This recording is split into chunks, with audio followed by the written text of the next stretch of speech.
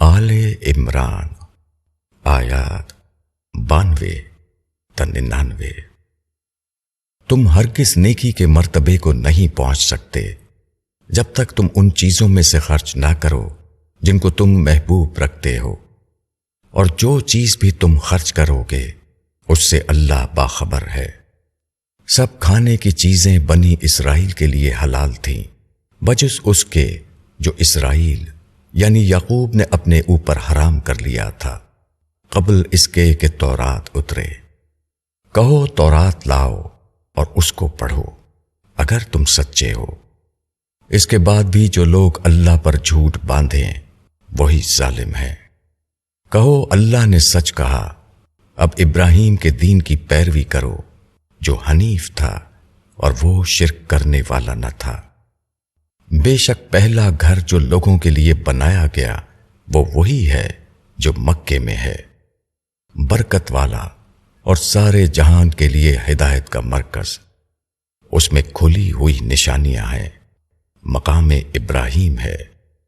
جو اس میں داخل ہو جائے وہ مامون ہے، اور لوگوں پر اللہ کا یہ حق ہے کہ جو اس گھر تک پہنچنے کی طاقت رکھتا ہو وہ اس کا حج کرے، اور جو کوئی منکر ہوا تو اللہ تمام دنیا والوں سے بے نیاز ہے۔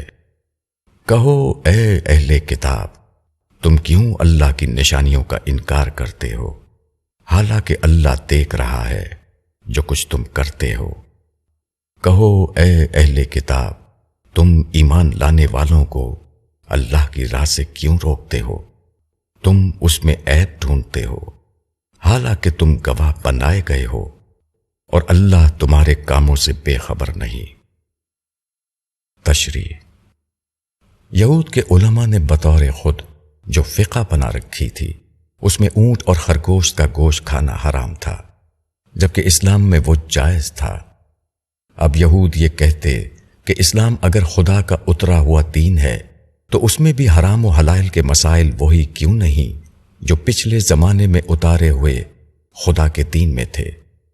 اسی طرح وہ کہتے کہ بیت المقدس اب تک تمام انبیاء کا قبلہ عبادت رہا ہے، پھر یہ کیسے ہو سکتا ہے کہ خدا ایسا دین اتارے جس میں اس کو چھوڑ کر کعبے کو قبلہ قرار دیا گیا ہو؟ حق کی دعوت جب اپنی خالص شکل میں اٹھتی ہے تو ان لوگوں پر اس کی زد پڑنے لگتی ہے جو خدا کے دین کے نام پر اپنا ایک دین عوام میں رائج کیے ہوئے ہوں۔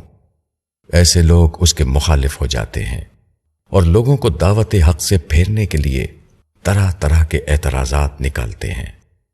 ان کے خود ساختہ دین میں اساسات دین پر زور باقی نہیں رہتا، اس کے بجائے جزیات دین میں موشکافیوں سے دینداری کا ایک ظاہری ڈھانچہ بن جاتا ہے۔ آدمی کی حقیقی زندگی کیسی ہی ہو، نیکی اور تقوی کا کمال یہ سمجھا جانے لگتا ہے کہ وہ اس ظاہری ڈھانچے کا خوب اہتمام کرے۔